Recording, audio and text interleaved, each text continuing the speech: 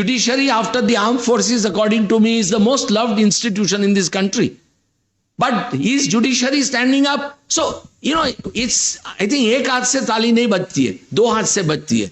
If government is interfering, there is every responsibility and duty on the part of the judiciary to strike back at the government. Look at the challenges that minority community is facing today. We have over 160 million members from the Muslim community. The kind of treatment which is being faced by them. You have seen here yesterday 2 boys from Rajasthan were picked up by some Bajrang Dal activists allegedly in Haryana and burnt alive in their vehicle. Now, all kinds of instances are happening against the minority communities.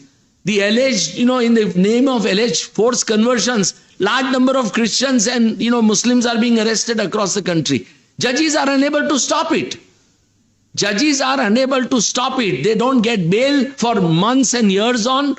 So on the first day when it is produced, I give a classic example of this young boy, Shah Rukh Khan's son, who was picked up. The FIR, I have seen the FIR, actually says that he was not having any drug on him at all.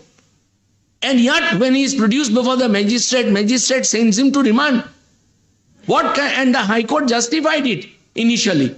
So the poor boy ended up spending almost 1.5 months in jail or 2 months in jail. Now you are destroying that young man for all times to come. Now nobody is taking action against that magistrate. The higher judiciary has a duty to suspend that magistrate straight away. But it's not being done. So there are millions such examples which we see in newspapers today, which we come across today across the country. And unless we become strong as citizens, it's not enough to say that we love judiciary. We must be willing to stand up for our judiciary.